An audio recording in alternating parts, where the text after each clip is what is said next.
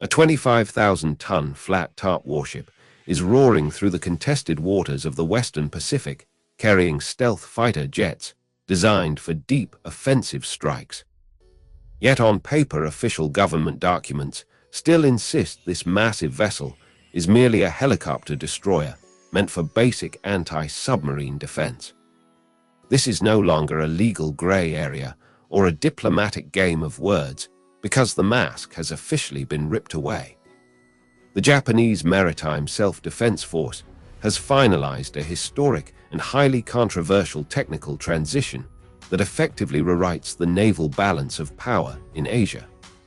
For more than a decade, Tokyo claimed that the Izumo-class was built purely for peaceful protection to strictly comply with Article 9 of the country's pacifist constitution, which outlaws the possession of offensive aircraft carriers. However, military investigators and naval architects have uncovered a different reality beneath the deck plating. The entire fleet was engineered from its very inception, with hidden technical codes designed to secretly wait for the arrival of United States-built F-35B Lightning II stealth fighters.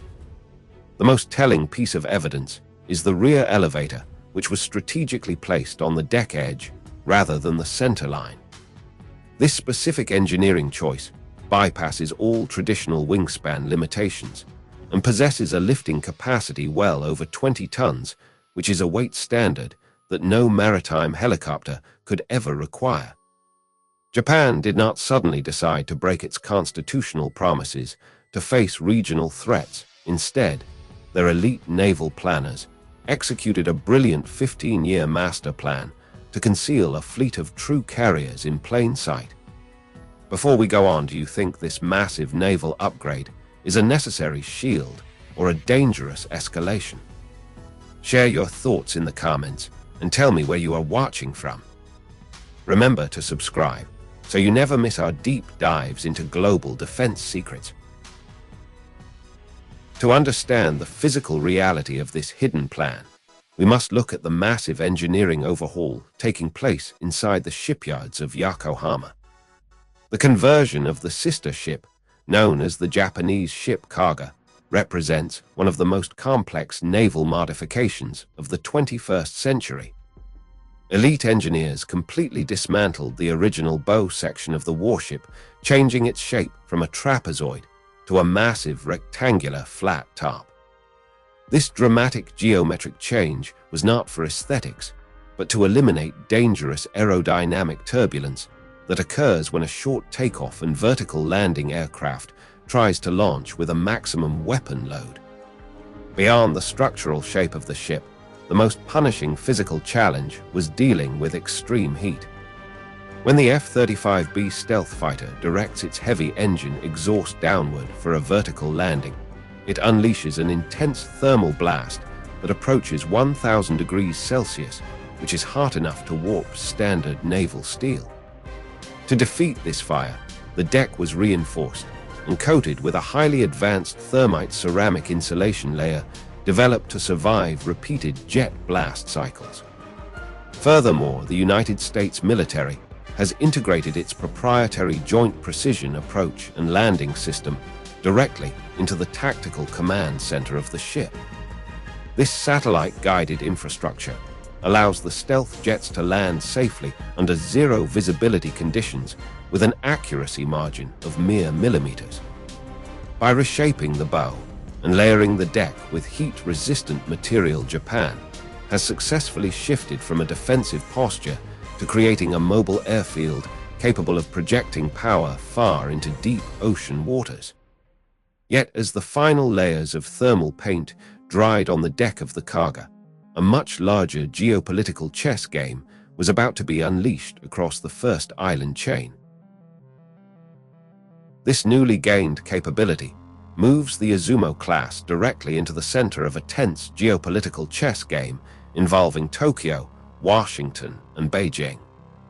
For Japan, the primary strategic benefit is the creation of highly mobile airfields that can operate outside the range of land-based short-range ballistic missiles. These warships can patrol the critical southwestern islands, including the contested Senkaku chain, providing a robust air umbrella where fixed military air bases do not exist. However, the real strategic multiplier comes from a deep symbiotic relationship with the United States military. Under the American doctrine of distributed maritime operations, the Izumo and Kaga function as vital forward operating platforms for United States Marine Corps stealth fighters. In a crisis scenario, American aircraft can launch from land combat enemies in the Pacific and then land, refuel, and rearm directly on the decks of Japanese warships. This intense interoperability is achieved through the integration of the Link 16 tactical data system, which allows real-time target sharing between both nations. For regional rivals, especially the People's Liberation Army Navy, this deployment effectively tightens the military lock on the first island chain. The presence of ocean-going stealth fighters makes it incredibly difficult for opposing fleets to project air power or establish anti-access zones near critical waterways. By embedding these upgraded carriers into the Allied defense architecture, Tokyo and Washington have created a unified front designed to deter any unilateral change to the regional status quo.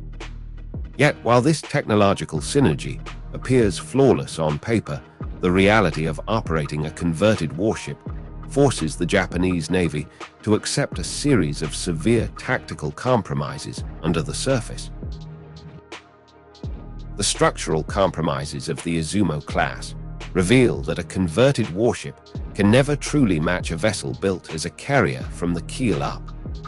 Because these ships completely lack steam or electromagnetic catapults and do not feature a ski jump, the F-35B must rely entirely on its own engine thrust to lift off the deck. This physical limitation forces a severe operational penalty because the stealth jet cannot take off with a maximum payload of fuel and heavy weapons, which directly reduces its combat radius and strike endurance. Furthermore, to maximize space for aviation maintenance engineers had to minimize the onboard defensive weapons, making the Izumo highly vulnerable to saturation missile attacks, unless it is protected by an expensive escort group of advanced Aegis destroyers. In a simulated island conflict scenario, these mini-carriers would likely operate as mobile air defense pickets rather than independent strike groups struggling to balance offensive operations with heavy logistics requirements. This leaves us with a profound strategic lesson about modern military modernization. Japan did not break its constitutional laws by constructing new weapons of mass destruction. Instead, they masterfully redefined the law by preparing the technology within the shadows of defensive blueprints. The evolution of the Izumo-class proves that on the modern geopolitical chessboard, the boundary between a peaceful shield and an offensive sword is no longer determined by the official name of a ship, but by the composition of its flight deck and the strategic intent of its commanders. As Tokyo steps into this uncharted territory, the true test will be whether these converted warships can genuinely deter a conflict, or if they will accidentally accelerate a dangerous naval arms race across the Indo Pacific. Do you believe that Japan can maintain its peaceful identity while deploying the most sophisticated stealth fighter carriers in Asia?